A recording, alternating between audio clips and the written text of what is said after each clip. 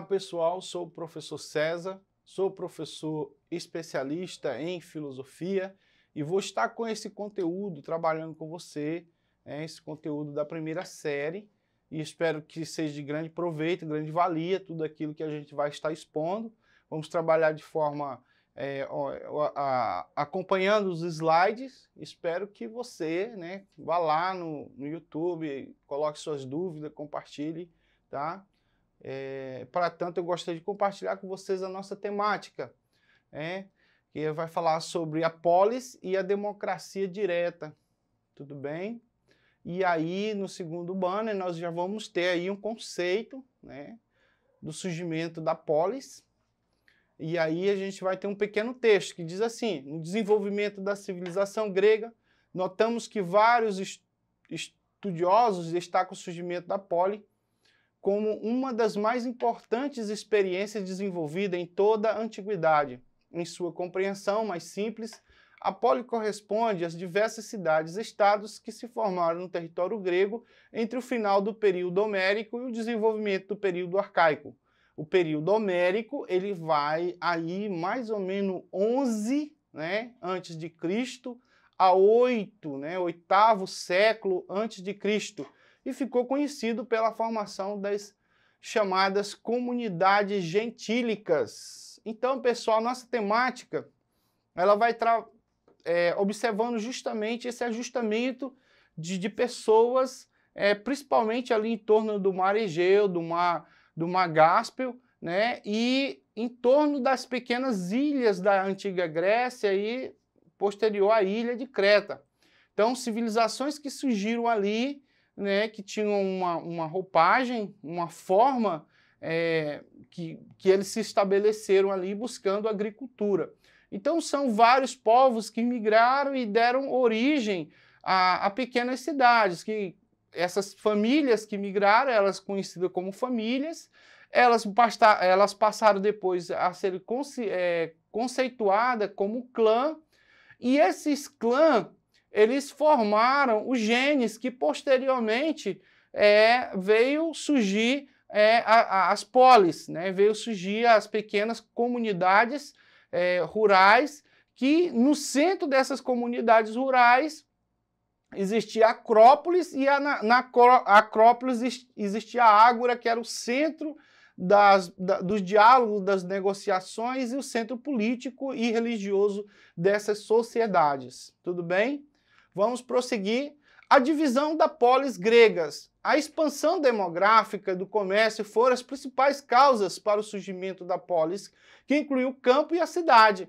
Então, eram pequenas comunidades rurais que era dividida em duas partes. A parte rural, do pessoal que era produtor, que estava ali cuidando da terra, e a parte urbana, que ficava os demos, as famílias juntas ali para poderem trabalhar a política, a economia e a religião. E eles estavam ali para negociar. Então, essa divisão social da antiga Grécia favoreceu para outras coisas que são muito importantes para a própria história, para a antropologia, e para a própria sociologia.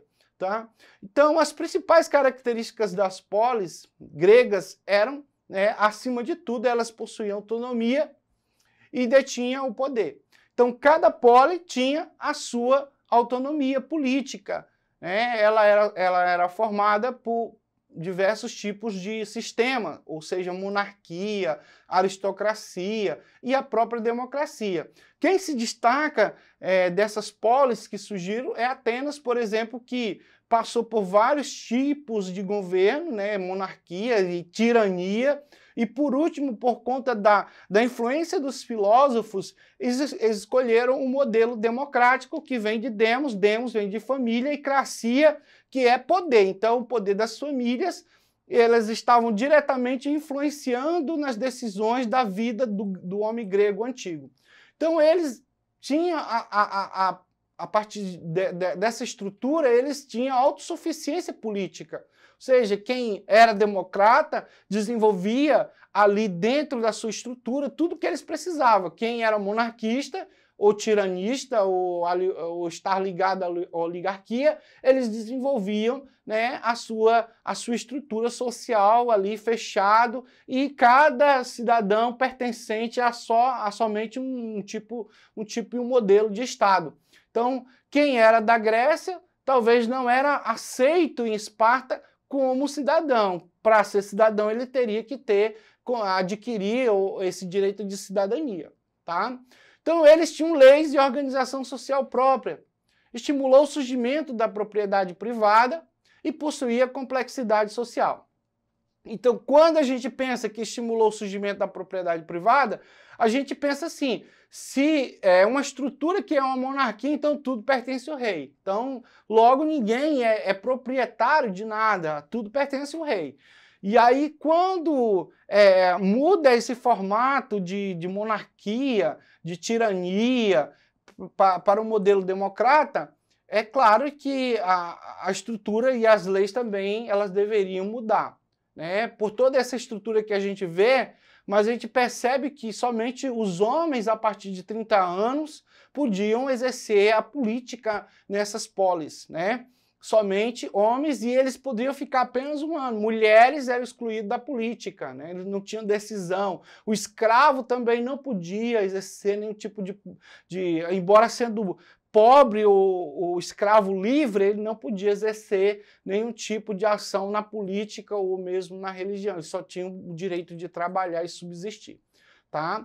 Então, eles também possuíam complexidade. Então, cada cidade, seja ela em Corinto, seja ela em Tebas, seja ela em Esparta ou Atenas, essas estruturas sociais que estão em torno, elas tinham as suas leis, as suas religiões, elas tinham a sua estrutura particular. Então, cada uma com sua complexidade. Tudo bem? Vamos prosseguir. O que é democracia direta? Então, esse modelo de democracia, ele surgiu principalmente Atenas, por conta de vários tipos de governos, né, que foram anteriores, né, ao surgimento da própria democracia, que foram tiranos, reis perversos, que eram totalmente contrário, né, ao tipo de direitos humanos. Então, diante da influência da própria filosofia na Grécia, requeriu desses líderes que eles tivessem uma sensatez e que a pessoa que estivesse vivendo sob a tutela do Estado, ele tivesse garantido seus direitos, né, de questionar, de lutar, de se defender. E aí a gente vê também, por exemplo, a figura de Sócrates, por mais que o Estado desse direito assim, de livre-arbítrio, de se expor, ele foi condenado dentro do próprio direito, né, do próprio direito grego. Tá? Então, o que é democracia direta?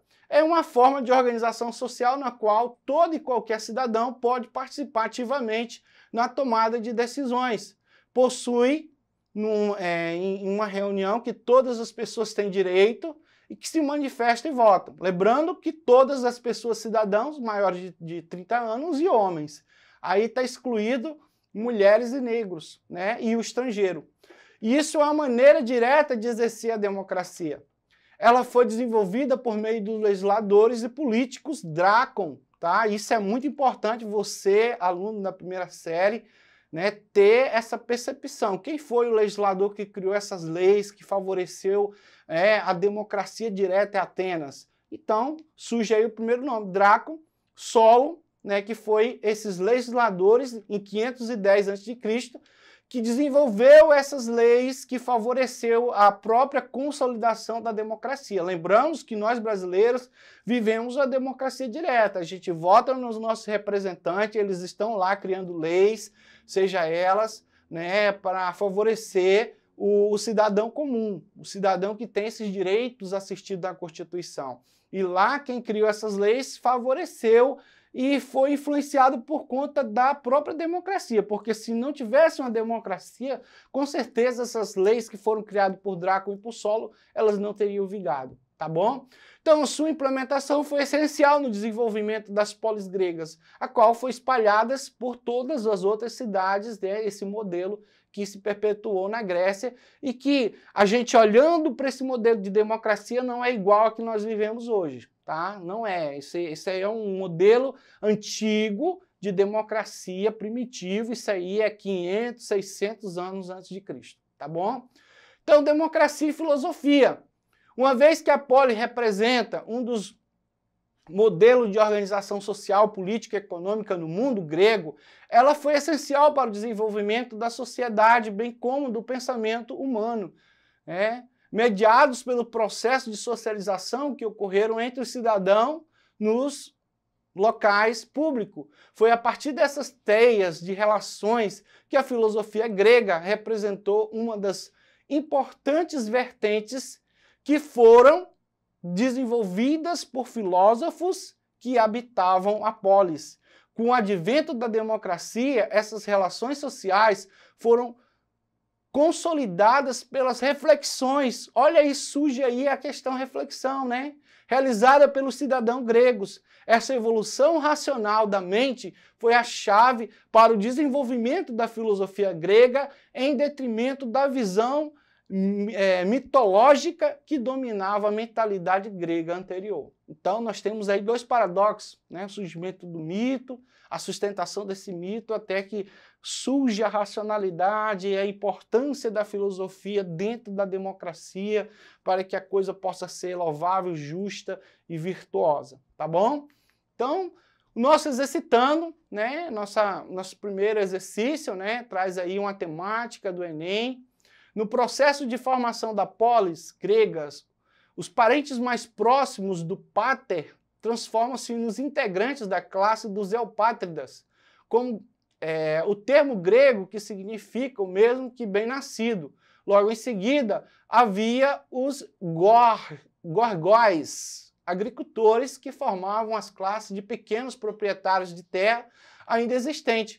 Por fim, no extrato mais baixo dessa formação social estavam os tetas marginais, que não tinham qualquer tipo de propriedades agrícolas. Lembrando que nós falamos que esses marginais são os estrangeiros, são as pessoas que não têm, né, a identidade, não têm, como se diz, a cidadania grega, não têm a cidadania espartana, não tem a cidadania ateniense. Lembrando que é até um termo errado a gente falar que a Grécia é uma união é um país com estados diferentes, não. Na verdade, quando a gente fala Grécia nesse tempo antigo, é como se fosse um continente com vários países com suas leis distintas e diferenciadas.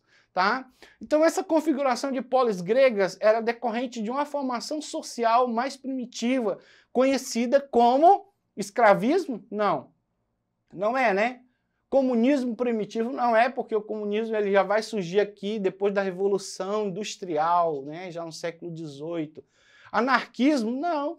Anarquismo nem existia nessa forma. Regime senhorial poderia ser, mas a forma mais correta seria comunidades gentílicas, tá bom? Então essa daí é a nossa fonte de pesquisa. Acesse a plataforma Eduque e tenha o conhecimento de todo o material que foi produzido sobre filosofia, tá? E também vá lá no YouTube, coloque Web Aulas EAD e tenha lá acesso ao conhecimento que já foi produzido. Professor César fica por aqui, muito obrigado e um tchau.